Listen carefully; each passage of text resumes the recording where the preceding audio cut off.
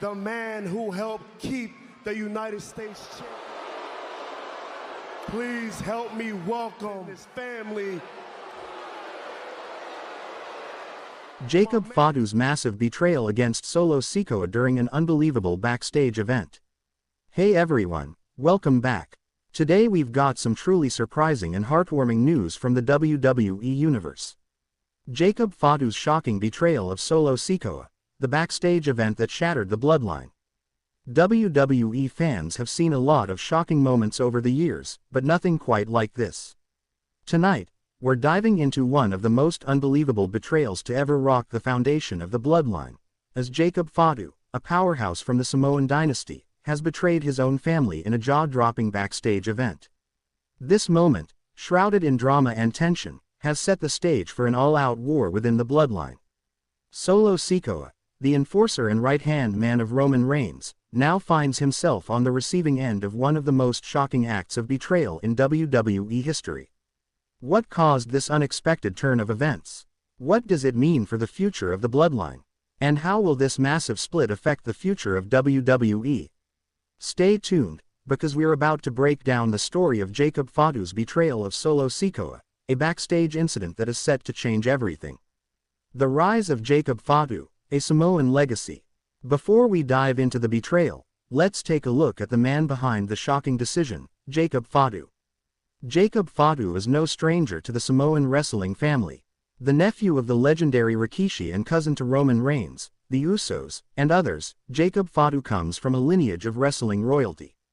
His athleticism, charisma, and raw power have earned him respect in the wrestling world, especially as a major force in MLW, where he established himself as one of the top wrestlers in the industry. But Fatu wasn't always the standout star he is today. Despite his bloodline, he spent years working his way up the ladder, looking to carve out his own name. His path was one of determination, constantly trying to prove he wasn't just a product of his family's legacy. In 2021, Jacob made his WWE debut, stepping onto the scene as part of the larger Samoan faction alongside Roman Reigns and Solo Sikoa. His inclusion into the Bloodline was meant to solidify the dominance of the Samoan family within WWE. Fans were hyped for the possibility of seeing Jacob Fatu rise to even greater heights, especially with his natural charisma and ability in the ring. However, there was always a lingering question: could Jacob be the one to eventually challenge Roman Reigns for the throne of the Bloodline? Would the cousinhood break apart, as personal ambitions conflicted with family loyalty? Solo Sikoa's rise and the Bloodline's dominance. Solo Sikoa's rise to prominence within the Bloodline has been nothing short of meteoric. Known as the enforcer, Solo quickly became Roman Reigns' most trusted ally, and rightfully so. His ruthless style, imposing presence, and no-nonsense attitude made him the perfect addition to the Bloodline faction, a symbol of power and dominance that the WWE Universe feared. Since his debut, Solo has been a cornerstone of Roman Reigns' reign as the Universal Champion, frequently helping his cousin in matches, ensuring no one could challenge the dominant champion. Solo's loyalty to the Bloodline, however, wasn't just about winning matches. It was about more than that. He genuinely believed in the concept of family and protecting the Samoan legacy at all costs. That's why it was all the more shocking when Jacob Fatu's betrayal hit like a thunderclap. Jacob Fatu had always been seen as an equal, someone who, if he so desired, could have easily taken Solo's spot in Roman's inner circle. Some whispers backstage even suggested Jacob had been eyeing Solo's position for a while, but it all seemed like idle gossip, until it wasn't. But now, let's break down what happened the night everything changed. The backstage incident, the beginning of the end. It was a typical WWE SmackDown taping. The stars were backstage preparing for their segments, and everything seemed routine. However, the air was thick with tension, as rumors of a backstage confrontation between Jacob Fatu and Solo Sikoa had been circulating. What went down was anything but routine. It all started during a meeting with Roman Reigns and Paul Heyman in their private locker room. The usual strategizing was taking place, as Roman was prepping for his next big match. Solo Sikoa was present, as always, ensuring everything was running smoothly. But Jacob Fatu, who had been involved in a recent storyline alongside Solo, was nowhere to be found. Word on the street was that Jacob had been vocal about the lack of opportunities for himself in the Bloodline. While Roman Reigns was dominating WWE as the Universal Champion, Jacob was growing increasingly frustrated by his own position.